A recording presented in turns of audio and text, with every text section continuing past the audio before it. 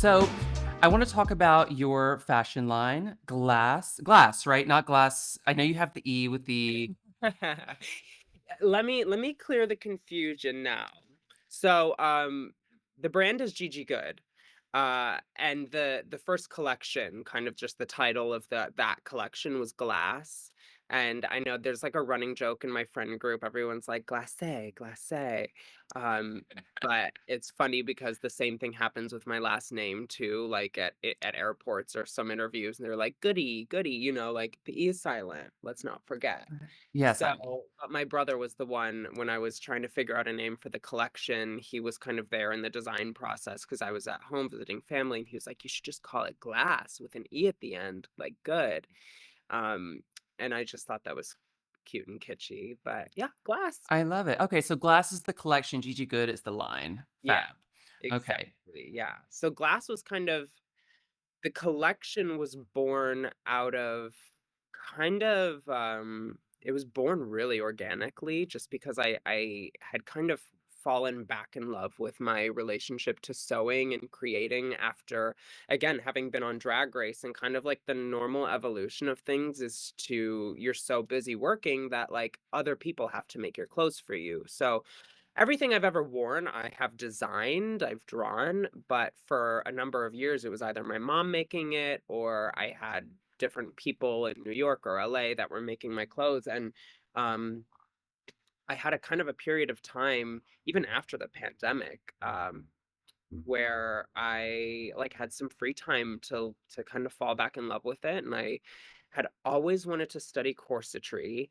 And Mm. I'm such an impatient person, and corsetry involves so many different actual physical layers of fabric and steps and like, hand tailoring and stuff. And I, at the time, was not that girl. So I'd figured out a way to do it with a single layer of fabric. And the name glass comes in because the fabric I was using was completely transparent.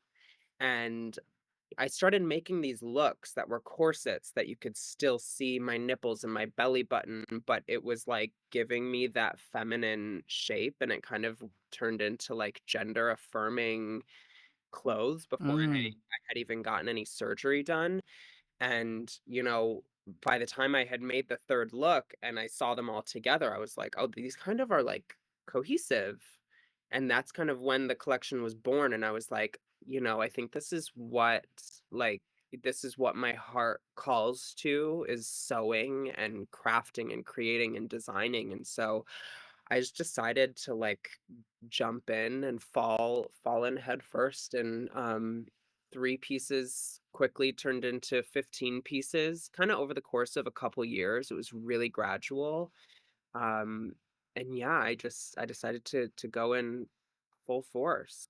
All throughout my life, things I've never really chased after anything. I think things kind of have landed in front of me, and oftentimes I decide yes or no, whether like it's something I want to pursue. And there have been a lot of opportunities that I have said no in the past that maybe I should have said yes, but I ultimately think every decision I made led me to this point. But I'm a really big believer in listening to my instincts and my heart and my gut. And I think that like the loudest part of me is always my heart. And clothes, just like fashion, clothing, the female figure is so like it makes my heart flutter. And yeah, and so now I'm wrapping up my second collection now. I'm shooting the campaign on Amazing. Sunday, and it is, I will say, the first collection, love, I will always love. It feels so elementary compared to the second collection. I've mastered tailoring, I've mastered hand beading and embroidery, I've mastered like all of these pieces are lined and like beautiful materials and silks and organzas, and like I'm so excited Gorgeous. for this next collection. Oh my god. And are you going to be modeling this collection again? This time, actually, no, I'm not. She's brought the girls in. Yeah. I mean, going back to kind of this first collection that I made, Glass, that was for me, that was my kind of like not only introduction to this craft, not introduction, but kind of reintroduction, I'll say. Um, but more so it was for me. It was like I said, these pieces were before I had any surgery done, they were gender affirming. They were like I was sculpting the body that I wanted with still being able to see my own body underneath. And since it was my first body of work, it was important for me to be the one that was, showing it. Also in part because Of all course, the yeah. only fit me, like every look that I made according to my body. Um, but collection number 2 is on I have models. I've got models that are gonna be modeling it, and it was important for me to do that because I think I don't know, I think sometimes maybe this is just my little, like, inner saboteur or whatever, but sometimes I feel like when a drag race girl does a project or tries to put out a body of work of any kind, it's like, oh, fun, like so and so from RuPaul's Drag Race is putting out a little song, or like, oh, cute, Gigi's putting out a little collection. And this is really what I want my future to become. I picture myself taking over as creative director for the big houses in Paris. I picture myself living in Paris and pursuing this full time. And so I want to be taken seriously as a designer. And so I'm kind of removing myself from being in the forefront of this collection and letting the clothes speak for themselves, while also showcasing beautiful women, both cis, trans, um, and yeah, it's just kind of letting it speak for itself. Oh, that's beautiful. Well, I can't wait to see it. When are you going to is there a specific debut moment? When is that gonna happen? Well, yes. So I'm planning for April is my goal. Okay. I love a quick turnaround. I'm not s- I, lis- I hate a net 30 or a net 90. It's my least favorite thing in business is like, Yes. Oh my god. Yeah. no, no, no, no, no. If we're shooting this, I want it edited in three Just like days and I want to put it out in a week, okay? Because why? Like why wait? yes, period. So hopefully April. I'm maybe mid-April is kind of what I'm hoping for. Um it's hard though because this is also entirely self-funded, and Mm. every job that I have done, every job that I am doing, every performance gig, every like little social media product thing, it's like every penny I have is going back into this collection. And I really believe in that. I'm not somebody who needs to live lavishly or, um, I don't live in excess. Of course, I have a thirst and a hunger for fashion and designer pieces, but I also have the luxury of working with a lot of these brands who are gracious enough to gift me those things, so I can kind of like satisfy and satiate that craving through that and use my money that I'm making to pour back into this sort of big melting pot of fashion. So yeah, it's hard because Yeah. if I had a team, I'm sure that it would be a longer timeline. It would be, this, but it's just me. I'm a one woman show.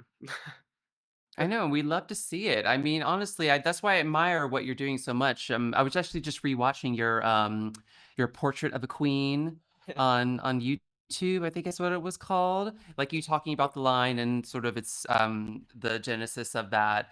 And I really respect that. Honestly, that's kind of what we have to do as queer artists in this world. I mean, you have to bet on yourselves because otherwise, like, no one's coming to save us by any Yeah, means. So please. good on you for doing that. Thanks. Thank you. No, no, of course. Oh, I can't wait to see the collection. What I have to ask, what was the material that you made that collection with? Because I was looking at the Navamal dress and that beautiful Oh, sort yeah. of lacquered water. Like what was that?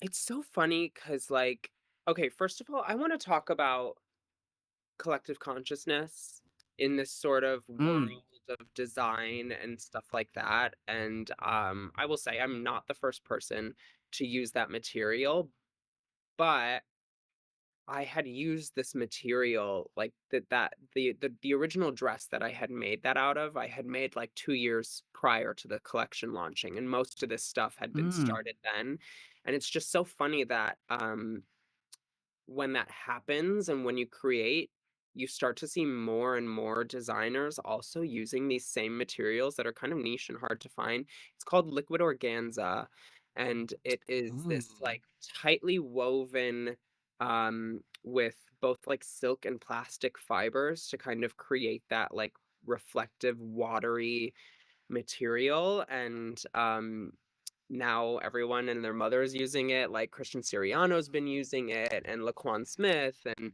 sorry, let me readjust. I'm like sitting on my knees. Oh, no um, worries, babe. but yeah, and so it was that, and then all the corsets were also made out of like a really stiff organza that I think is called organdy. Really hard to find, and to my knowledge, there's only a couple stores downtown LA, Garment District, that you can find it. Um, and yeah, but again, back to the collective consciousness thing, like a lot of collections that came out this past fashion week, I saw a lot of pieces that were so similar to the ones that I'm working on for this collection. And you have a moment for a second of like, ah, damn it. Like, I really, like, God, I waited too long. I should have dropped it. But then it's also like, actually, no, that just means that like I'm on the same frequency as Same wavelength, yes. And as like YSL, and like these big brands are also having these same ideas as me that no one else has really done before. And so, you gotta remind yourself it's not like you hear so many people talking about like, so and so copied my brand, or so and so is copying, or like, it's not about that. Maybe sometimes there is a moment where a designer could be scrolling and their brain kind of subconsciously puts something away in the back of their mind. But most of the time, it's like there is something cosmic in the universe for creatives where there's no such thing as an original idea anymore.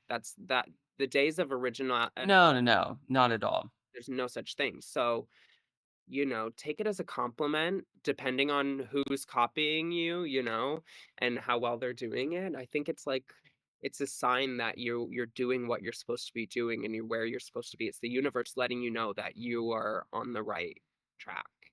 Well, I wanted to talk more about your fashion ethos, um, and how you sort of come up with your ideas, and discussing what your process is when like bringing an idea to life. Sure. Yeah.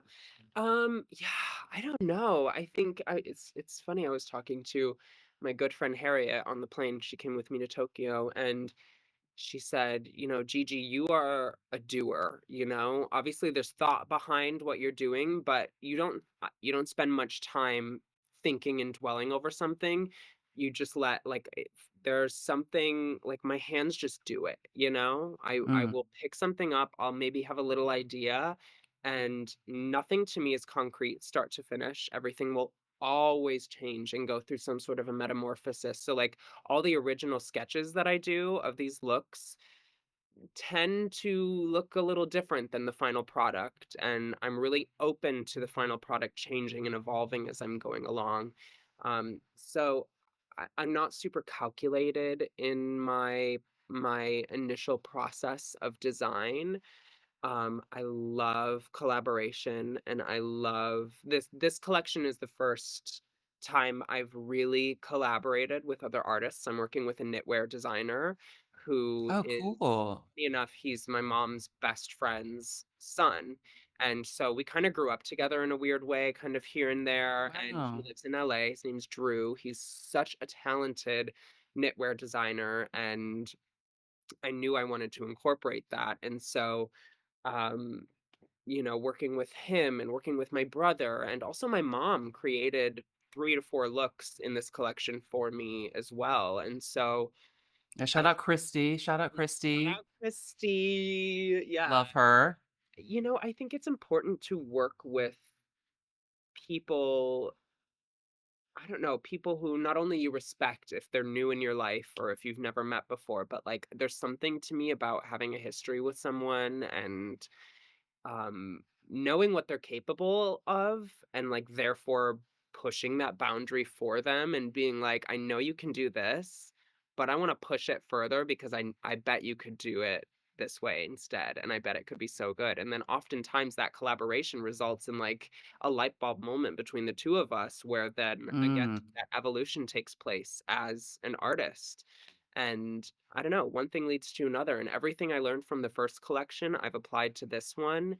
And like I said before, now I'm getting into tailoring and like jackets, coats, like things that really intimidated me before. Um, and there's no like outline, there's no tutorial, there's no like I just figure it out. Um, but yeah, I'd say creatively, I don't know. Inspiration will strike in the most random ways and like I've already conceptualized my third collection just based on like such a simple Oh my god, amazing. thing. I'm not gonna give anything away, but like the whole theme of No, the no, no, collection is please. so personal and so simple, but out of that kind of bore this big concept. And then like as I'm going along, I'm seeing content and movies and stuff that inspires me and I'm collecting. I just collect and put it in the bowl and I'll mix up the bowl and pull out a card and be like, all right, this is what I'm gonna work on this time. Yeah, I don't know. I'm not precious about that kind of stuff.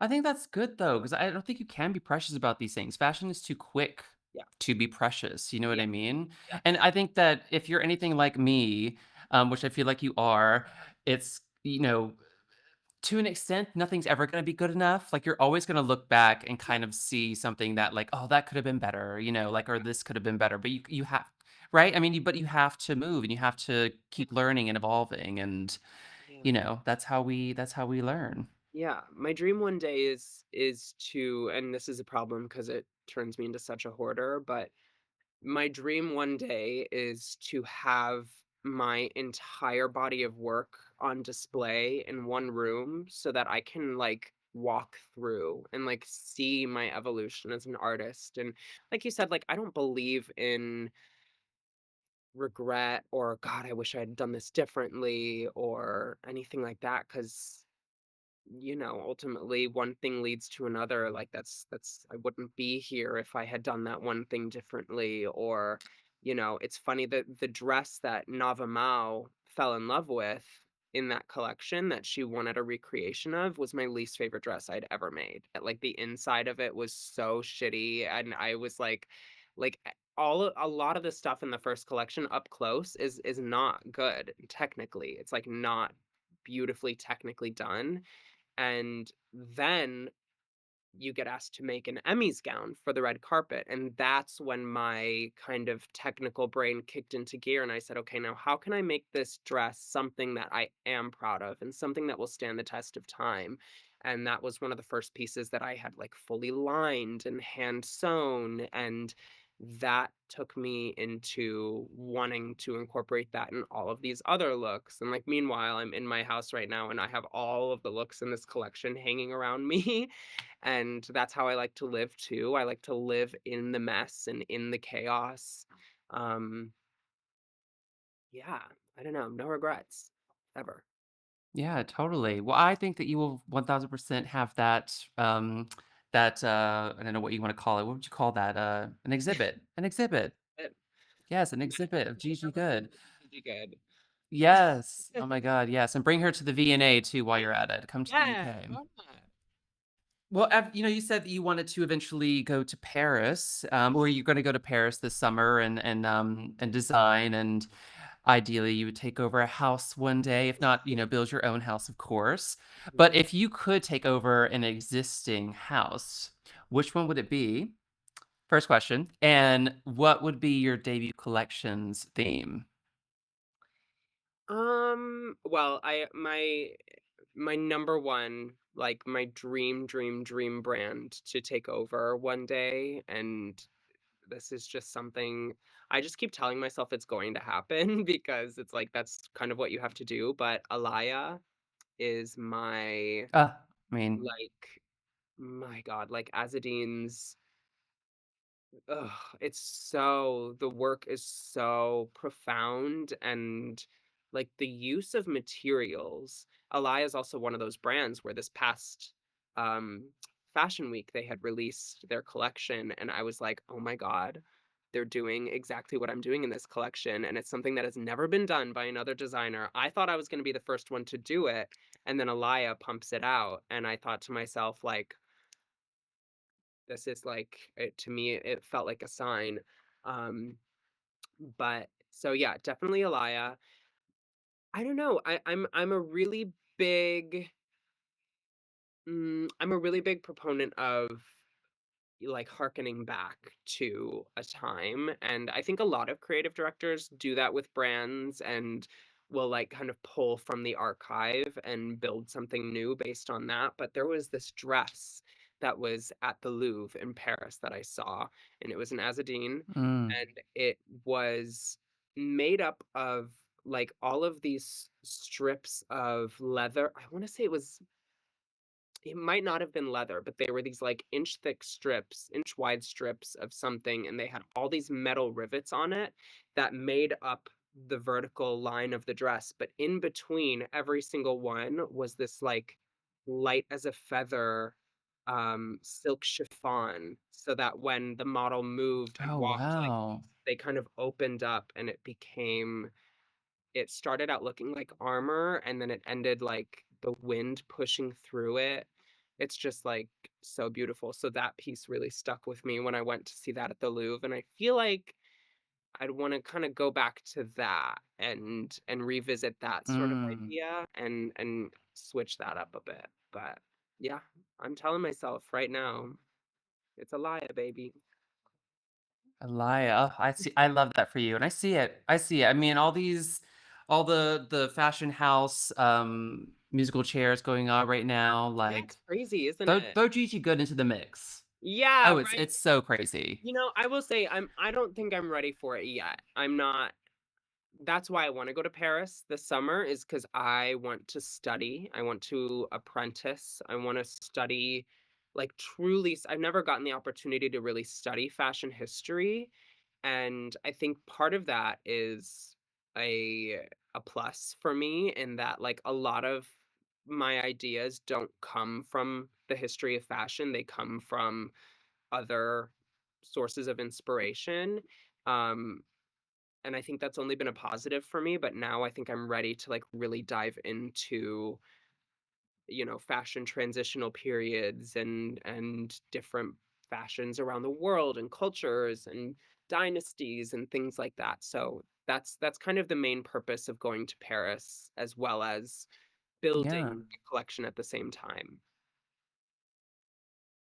beautiful. Okay, well, I can't wait to see that. Oh my God, Paris, Paris in the summer, I know. beautiful.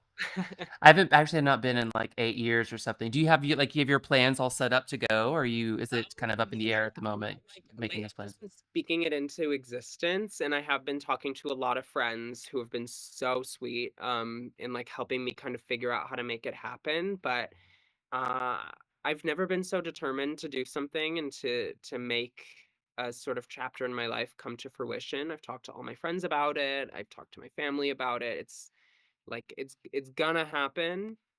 I don't know how, but it's gonna happen. Yes, and that's all you need. That's all you need. Manifest that. Yeah. What is your go-to travel look? Like, are you team comfy or are you giving a full look? No. Me and Harriet, we felt so stupid this trip to Japan because we were like dressed to the nines every single day. Like I only brought heels, I only brought little scoochy dresses, Oh and my God.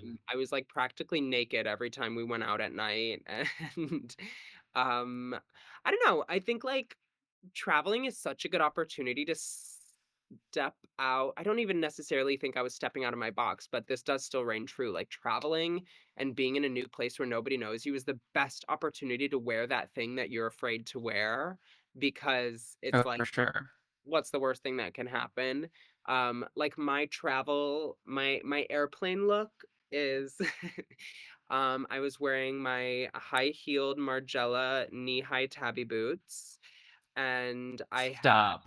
a skirt on that's made of like 6 different linen men's shirts that's like sewn to a skirt, and it's long, it's flowy, and the purpose of that is because like I'm just not trying to tuck on an airplane, you know?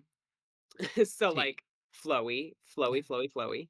And then I Yeah. had like a cute little tank top on, and I had like a shoulder strug knit sort of like arm piece bolero jacket, and then I was wearing like it's like a hybrid trench coat, wool pea coat, Margiela.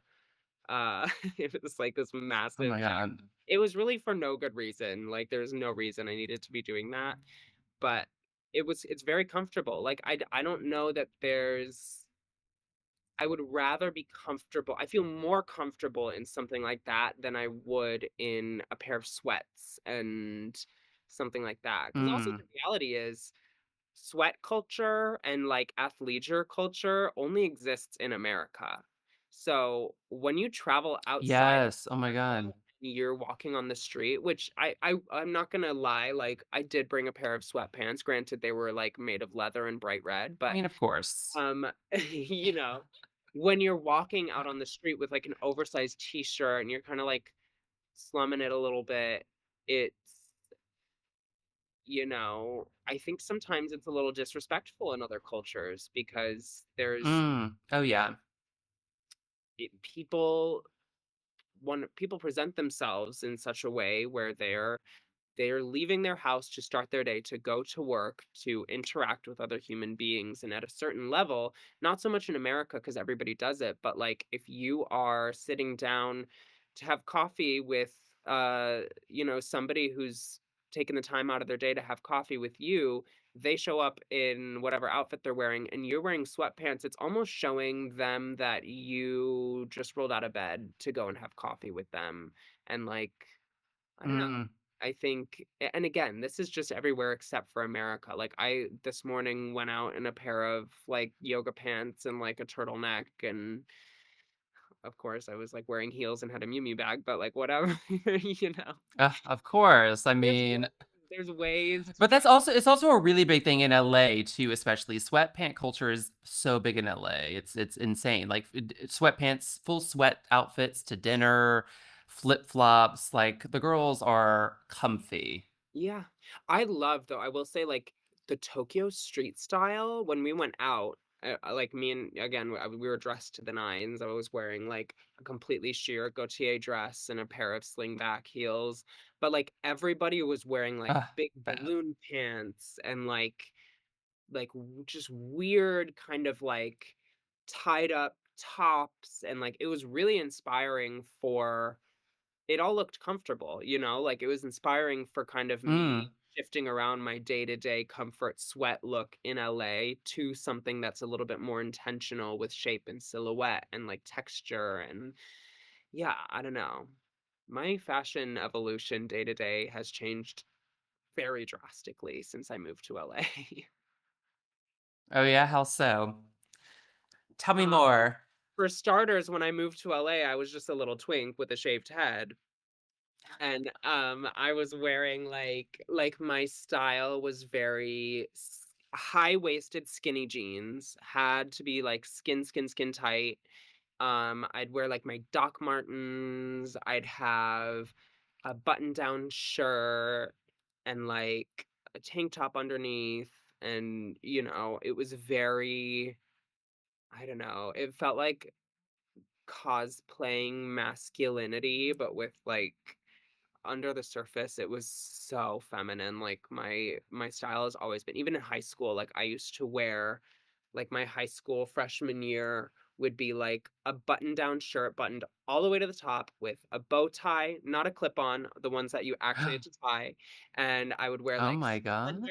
suspenders and, like, the Converse with the skinny jeans, and I always my hair I have there's never been a point in my life where my hair has not been done. Like every day, I will run through it with a straightener or curling iron, like perfectly coif the hair. And yeah, when I found my female identity, everything just became so much easier. I didn't have to try as hard, like, or I didn't feel like I was trying as hard. I felt so much better. I would have never left the house without doing my hair and like being fully done up and all of that stuff as a boy. But now as a girl, like sometimes I feel my most confident when it's just my raw, like no earrings, hair is like just woke up and I have like the body I've always dreamed of. And I don't know. It's like now the clothes were wearing me before and now I'm wearing the clothes, if that makes sense. Totally. No, that makes sense. What would you say what was this I'm sorry, I'm fascinated by this bow tie. I'm kinda gagged by the bow tie and suspenders look. Like, what was the inspiration for her? What was, like Glee. what would you call that look? Glee! Oh my god, yes. Oh my god, that's so funny. That is the first thing that popped into my head, but I didn't wanna say because I wasn't Glee. sure. Glee, Yeah. yes. It Oh was my god, were you a Gleek? A Gleek? the Warblers. Were they the Warblers? Yeah, I think yeah, I think so, I think so. I wasn't even I that much of think. a God, Glee. I haven't watched Glee in forever. Yeah, me neither. Like, I wouldn't say that I was that much of a Gleek, but like my whole high school, middle school, high school, college, like my only friends were theater people. And I mean, theater people still to this day are the craziest people I've ever met. Oh, so Um, crazy. I went to a performing arts high school, so, like, yes, I you get know. you get it. But Glee was kind of like more so than, like, the musical aspect, it was more of, like, this was the first time I ever saw gay people on screen that were kind of, like, close to my age, even though I was, like, Mm, very young, but, like, I think Darren Criss in Glee was one of the kind of first sort of, "Oh my," like, he's very handsome, and so I think that was yes. my yeah, that was my thing, and, like, for prom, oh my god, I remember prom, I didn't go to my prom because they, like, didn't want me to go. I initially wanted to, like, go in a dress and have my nails done and this and that, and I was nominated for best dressed in my school and best makeup, and all of these girls put up a fight 'cause they Amazing. were like, "He can't win best dressed or best makeup because he's a boy," and so I didn't win, and, I think, like, I kind of protested Bitches. by, doing prom. I had prom in my basement with all my friends, and I wore this, like, Oh, mint green, like, full mint green tuxedo with this, like, metallic shirt underneath, mint green bow tie, and I got these mint green loafers with, like, big chunky white soles and, like, a massive white chain over the foot, and, of course, my hair done to the nines, and, like, I was a faggot. I was so gay.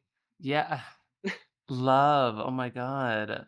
Yeah. That sounds like, honestly, the dream anyways. I skipped my senior prom as well, so I totally get that. Yeah. I Oh, did yeah, yeah, I honestly just could not be bothered.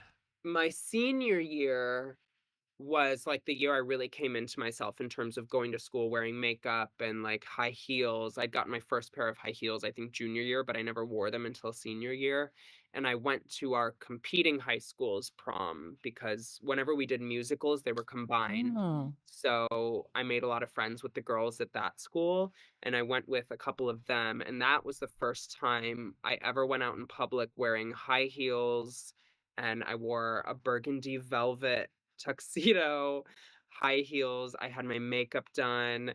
The pictures too, because they split the girls up and the boys up to do photos, and I had to be in the boy yeah. photo. And it was like me and all these like athletes that were taking these girls, and I was standing at the bottom of the stairs, like in my burgundy blazer and high heels and my makeup, living. Yes, channeling, like, the Gwyneth Tom Ford, It's red suit, the red tuxedo. yeah, You're like, "You guys don't exactly. even understand this." Yes, oh my god, just twinking out, I love it. What about in Paris? Have you been able to do any shopping there, vintage or otherwise? What have you bought? What's your Some favorite vintage spot? shopping, some vintage shopping. I was actually the last time I was in Paris, Violet and Gottmik were there as well, and we met them Amazing. for dinner one night, and they had just done a ton of shopping, so they kind of gave us all these spots, and we shopped around. But again, like I am so frugal. I was raised frugal. I We did not have a lot of money growing up to like spend on lavish things, so I love to window shop. It doesn't bother me Mm, to like see something in a store that I love and like walk away. Like it's pretty easy for me to do. So in Paris, not so much, but again, I will say I'm lucky enough that when I'm going to Paris, it is usually with a brand like Jean Paul Gaultier of course. or, Margiela or Acne Studios has become really close to me. They're like family to me now. So when I go to Paris, usually these brands are gracious enough to gift me something, and that like satisfies my need for shopping. So like I can walk around and window shop, but I've got that bag on my arm and I know I have my brand new She's like, baby. I'm leaving with the new bag, honey." Like, Yeah, yeah. exactly. So like I'm so fortunate to be in a place where that's the reality, because otherwise I think it would just be breakfast at Tiffany's eating a croissant looking in the window for the rest of my life. Um but yeah, I always say too, like I'm just telling myself one day you have to say it already is. Um I know I'm going to have money one day because I'm working hard and I know it's going to pay off, and um I also know that even if I have all the money in the world, I will still have to sit there and ponder a $400 bag because my just the way my brain is wired. But I would rather spend my money on like a home and a renovation and like building an environment around me. Yeah, that's smart. That's how you have to be, especially in this economy, honey. Like, hello, Yeah. Yeah. homes first, you know? So I wanted to ask you, as someone who's traveling a lot, what is your essential fashion item you always pack? And also like a travel hack that you would sort of say that you have or would advise people to implement? Ooh, Like for me, it's always, I think always to bring my own travel steamer. oh, Because there's nothing worse than when you get to a hotel and one, they don't have a steamer. I think every hotel should have a steamer. yeah. But, when you try and like even iron something, which you shouldn't really do, and you get those like crusties from the water buildup that splash on it, and then they're like ingrained into the item. I can't, because I also cannot stand a wrinkle. It's also a military thing. I iron my jeans. I do all of that. I know people are gonna think that's nuts, but like I'm so whatever. bad about wrinkles. No, I just can't. So what would be your, like, your travel hack or one thing that's, like, always with you when you travel? The first thing I always pack is a white heel, a black heel, and some sort of like fun colored heel. Especially because like when I travel, I don't necessarily know what I'm gonna be wearing until I get there. And oftentimes the brand can supply a shoe usually, but there's also plenty of times where you go out to party or you do this and you do that. And so I think like I like having 2 neutral shoe options Mm. and 1 fun shoe option. Those are always the first things that I pack. Um, Travel tip would be bags inside of bags inside of bags. Like, I will put a little clutch inside of a little shoulder bag, which I will put inside of my new Miu Miu a little bit bigger bag, and I'll put that inside of my airplane like carry-on travel bag so I can have like 5 bag options Of course. that take up no space. So like that, I think Tetrising, I love to Tetris things into my suitcase. Although this trip I experimented in Japan, I told myself, you know what? I always have these packing cubes that is like these are pants, these are tank tops, these are blouses, this is a dress, and they're all Oh, little you're like really organized like that. Okay. yes, usually. This trip, I just kind of decided to throw everything into my suitcase and I ended up being able to fit so much more because, like, everything kind of fell and falls into its own place, and, like, granted, it's impossible to find whatever you're gonna wear, and then, of course, everything is wrinkled, but,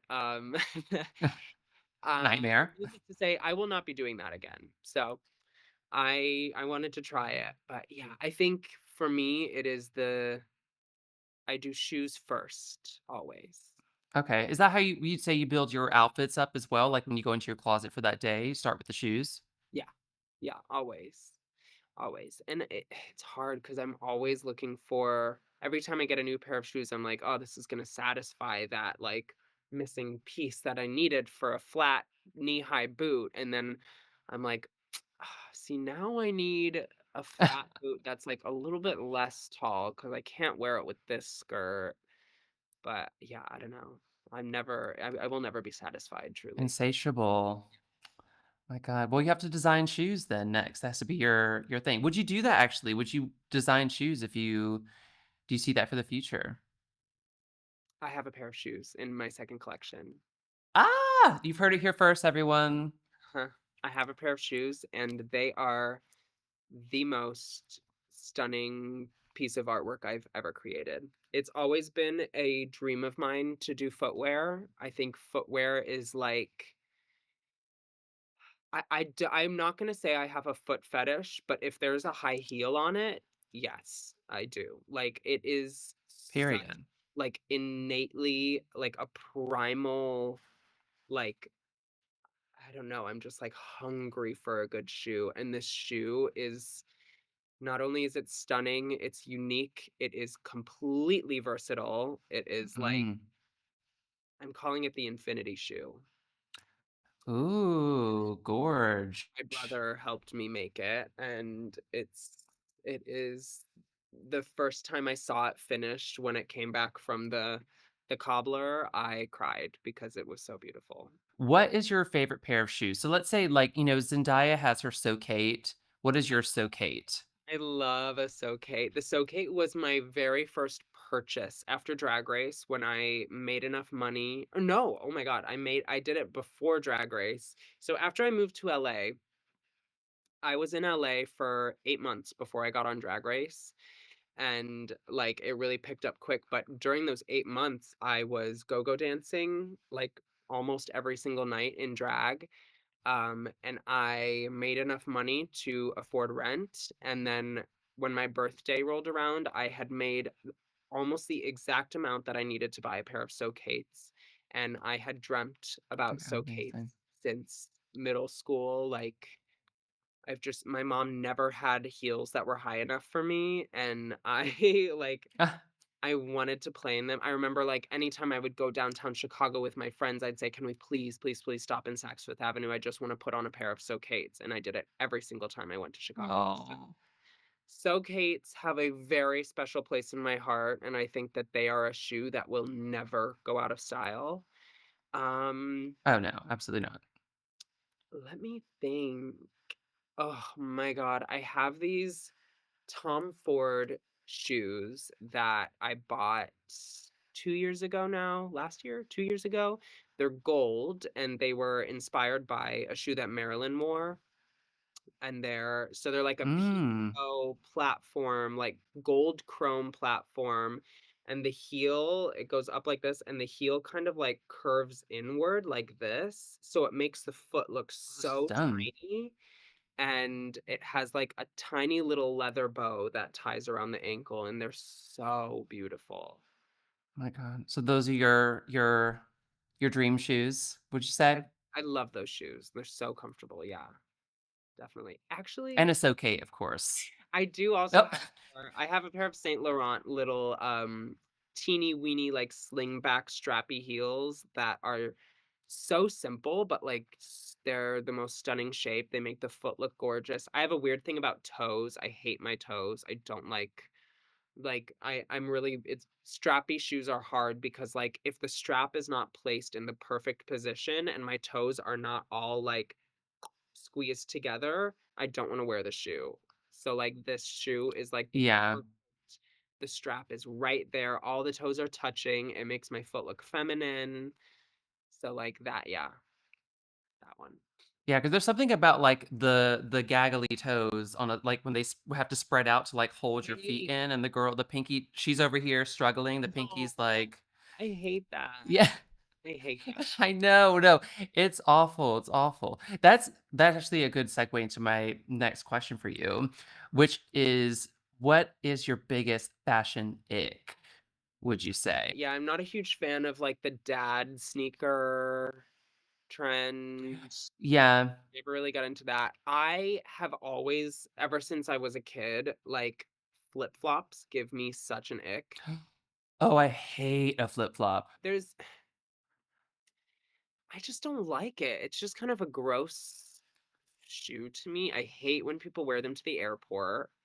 I hate, like I get it at the beach. I can if you are walking on sand with a flip-flop, I can handle that, but I just don't. One exception, yeah. One exception, I just don't like it. I don't like it. They're not comfortable. Like there's a little thing in between your toes that never feels good.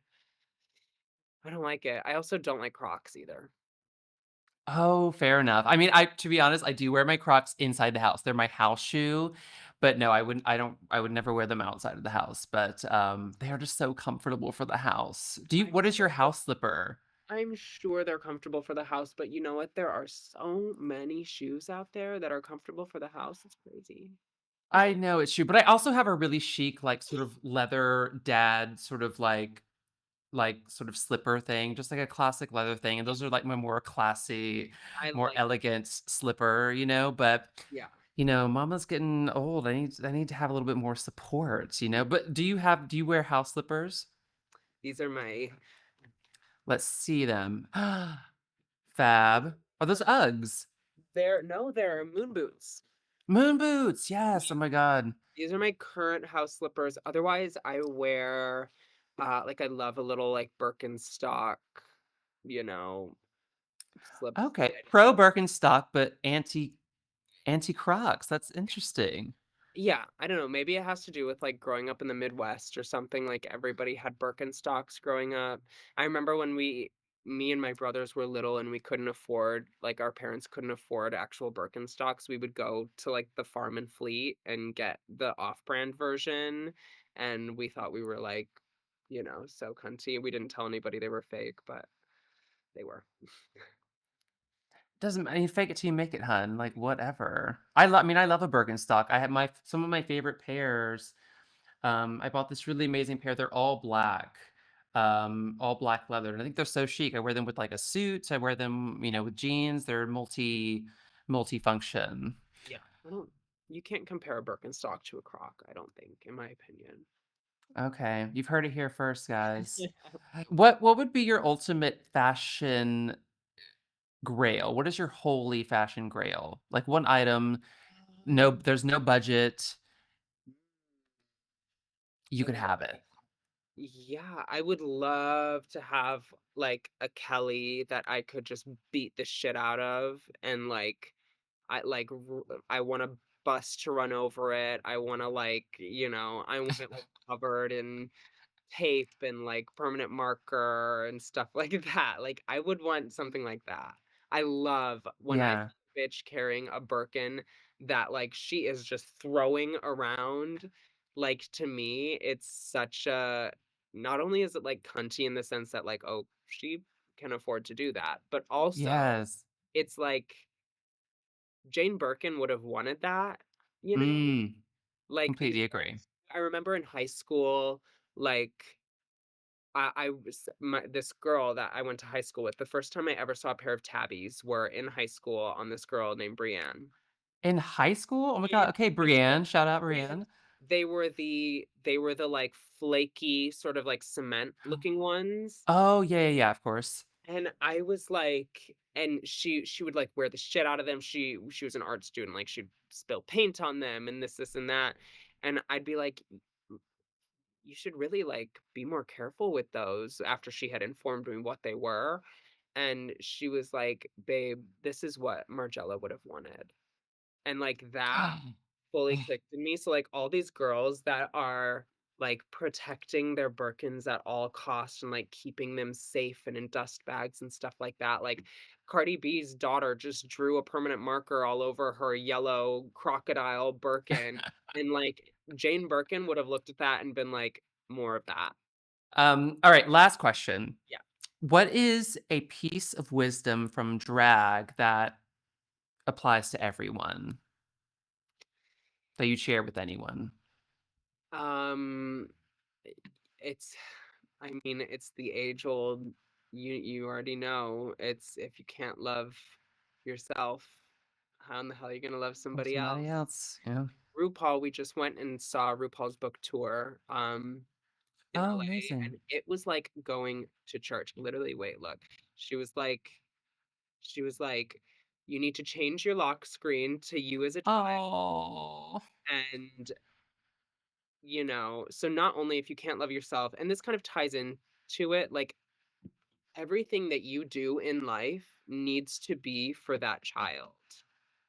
Mm, You're not doing it for your future self. You're not doing it for who you are right now. You are doing it for that little kid who was not tainted by society, who is not, who has not been torn down by like the weight of taxes and money problems and things like that. It's that innocence that never went anywhere. It's still inside. And if you can tap into that and you can if you can live your life for that person, things unfold in a completely different way, and the perspective shift is actually kind of wild, but it's true. You will not be capable of providing love to somebody else fully, like with your whole heart, until you can love who you are and who that little kid is. that's beautiful and so true. Mhm. Wow. RuPaul the poet. Honestly, RuPaul the Poet, that I think the most influential figure in modern history.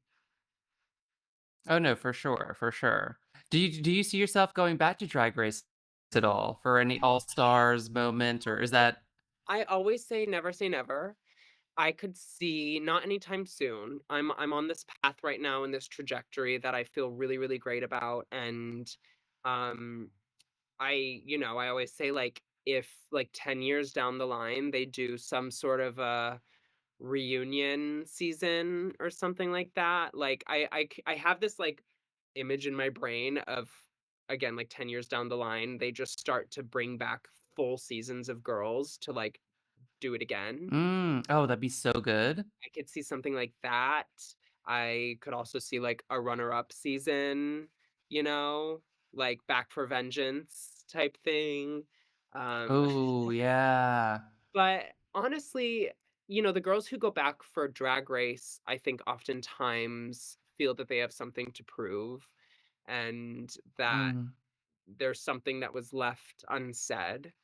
And for me, I think like I am so proud of my experience on Drag Race. I did everything that I possibly could have done to have the best, not only the best time for myself, but also just kind of display the best version of myself at that time. And that's another one of those things where I look back and I'm like, my God, that look was horrendous. And how did anyone let me on the runway wearing that? But even still, like that younger version of me, albeit 4 years old or 4 years younger than I am now, had that idea and thought that that was going to be a really cool idea to put on TV, and you have to respect and honor that. So, I don't know. I have nothing else to prove from that season. I'm I loved it.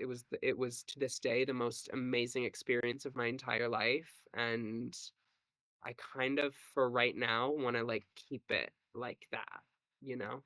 yeah. No, that totally makes sense, and up and onward, you have the bigger picture, honey. Exactly. Um, you are crushing it in every single way. I'm so happy for you and so proud of you. Oh, Um, I'm can't wait to see you take over the world. It's gonna be so thank exciting. you. And you need to come to the UK and visit me. You're welcome I anytime. know. It's been so long. I do need to come back. I'll be back.